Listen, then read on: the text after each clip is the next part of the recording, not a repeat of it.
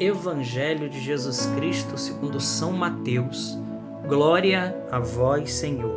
Naquele tempo, disse Jesus aos seus discípulos: quando orardes, não useis muitas palavras como fazem os pagãos. Eles pensam que serão ouvidos por força de muitas palavras. Não sejais como eles, pois vosso Pai sabe do que precisais muito antes que vós o peçais.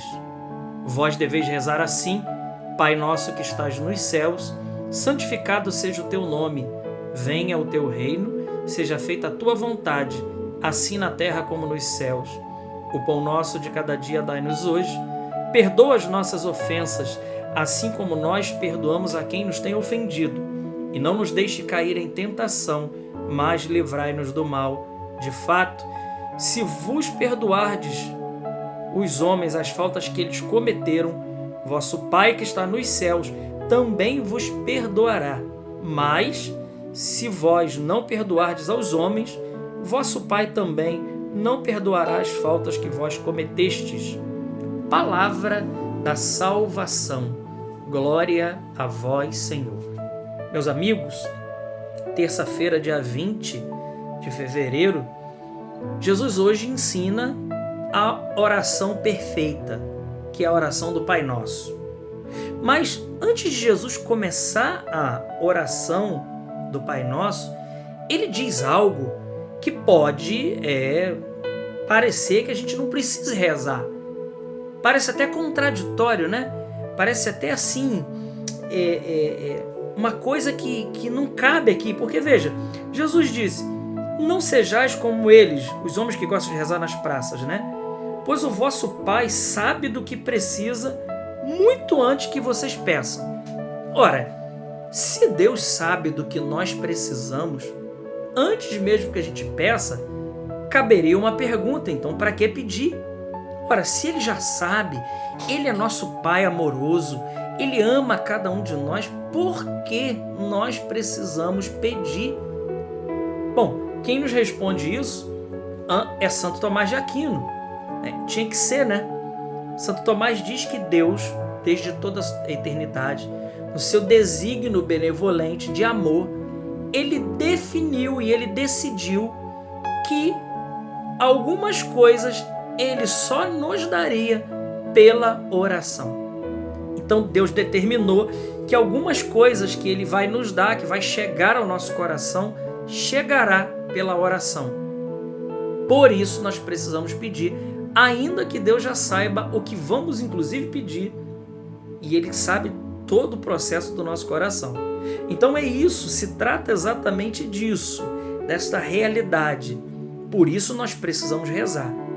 Bom, dito isto, essa explicação de Santo Tomás, nós podemos então pular para o Pai Nosso, a oração que Santa Teresa d'Ávila, no seu livro Caminho de Perfeição, ela explica para suas monjas.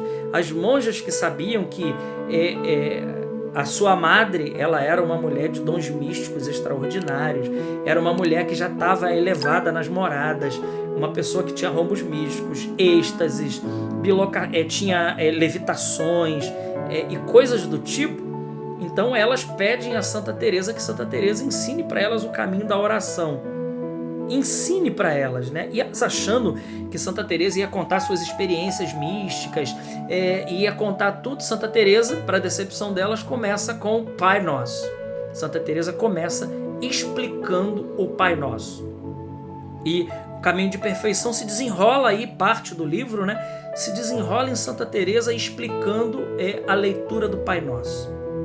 Mas Santo Tomás de Aquino também, e agora pegando o gancho de Santa Teresa com Santo Tomás de Aquino, ele vai nos ensinar que no Pai Nosso está tudo o que nós devemos pedir na ordem que nós devemos pedir.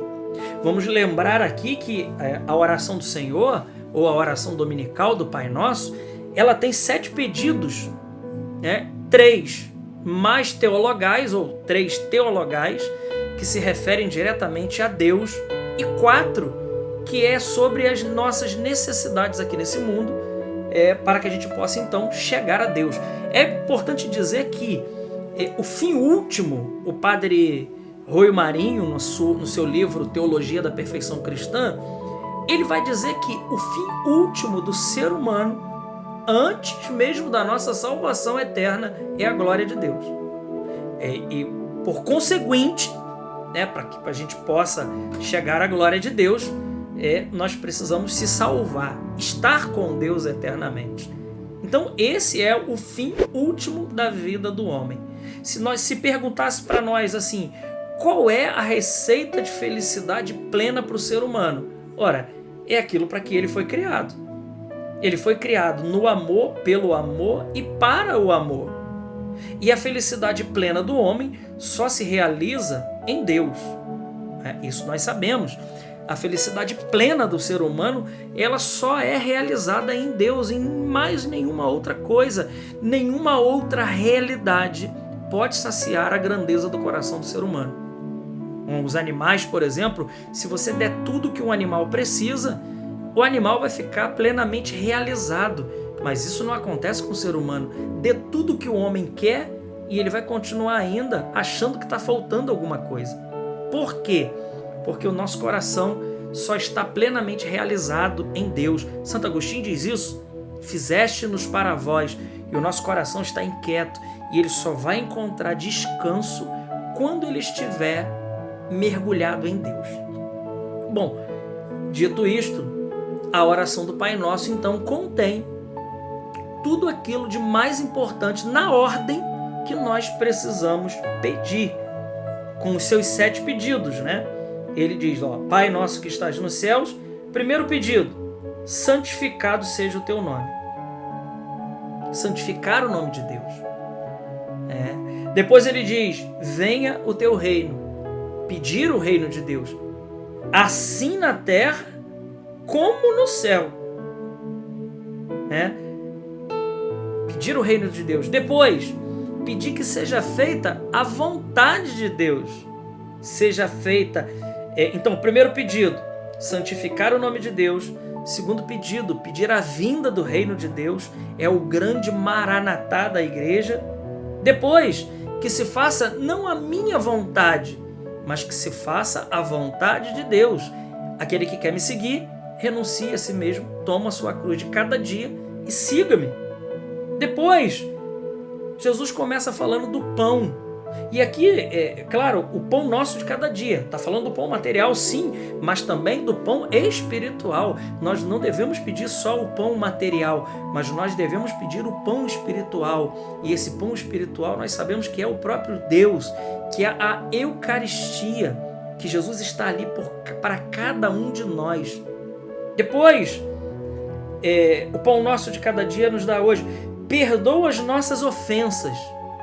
Pedido de perdão pelas nossas ofensas, com uma condição: assim como nós perdoamos a quem nos tem ofendido. Então, esse pedido do Pai Nosso, dos 7 pedidos, é um que tem uma condição.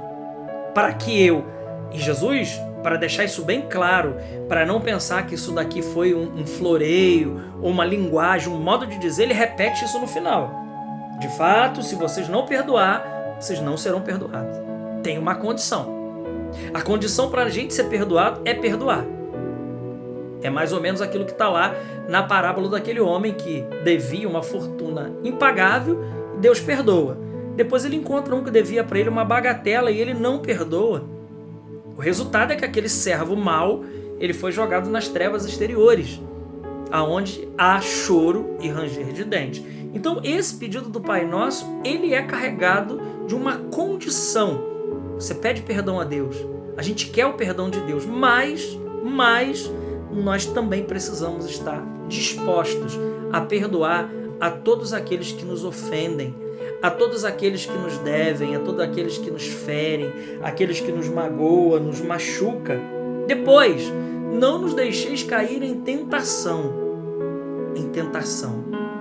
Por quê? Porque a artimanha mais eloquente e mais eficaz do demônio, nós sabemos que as ações preternaturais, ou seja, as ações diabólicas, elas agem na vida do ser humano em muitos níveis. Desde o nível mais considerado mais alto, que seria a possessão diabólica, a chegar ao nível mais baixo, entre aspas, né? Que seria a tentação. Mas o mais eficaz é a tentação. Uma possessão diabólica não pode condenar a nossa alma ao inferno, mas a tentação consentida por nós, então pode nos fazer perder a nossa alma. Então, assim, não interessa muito para o demônio ficar possuindo as pessoas. Inclusive, tem uma santa da igreja, Santa Míria de Jesus Crucificado, que ficou possessa 30 dias pelo demônio. É um tipo de possessão expiatória que se fala, não cabe aqui explicar isso agora, mas para dizer que, na realidade, o demônio queria saber se ela era totalmente humilde mesmo e pediu permissão a Deus para isso, e Deus concedeu. No primeiro dia que ele possuiu Santa Míria, ele já queria ir embora. E Deus falou, não, agora você vai ficar de castigo aí 30 dias.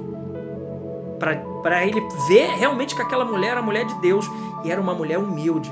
Então, não interessa muito para o demônio, mas a tentação que nos faz consentir no pecado, isso pode desgraçar a nossa vida. E por último, livra-nos do mal. O Catecismo 2852 nos explica que esse último pedido não é um pedido quanto uma abstração, não é algo abstrato, não é uma invenção, não é uma construção, não. O Catecismo fala de um ser pervertido, perversor, a antiga serpente, aquele que se coloca, que se atira diante do plano de Deus, a antiga serpente, o demônio. Então, nesse último pedido, está contido aqui no pedido do Pai Nosso, um grande exorcismo, onde nós pedimos sobre a nossa própria vida que Deus nos livre de todo o mal. Peçamos ao Senhor a graça de valorizarmos a oração do Senhor e rezar ela com muita fé. Glória ao Pai, ao Filho e ao Espírito Santo, como era no princípio, agora e sempre. Amém. Salve Maria Imaculada.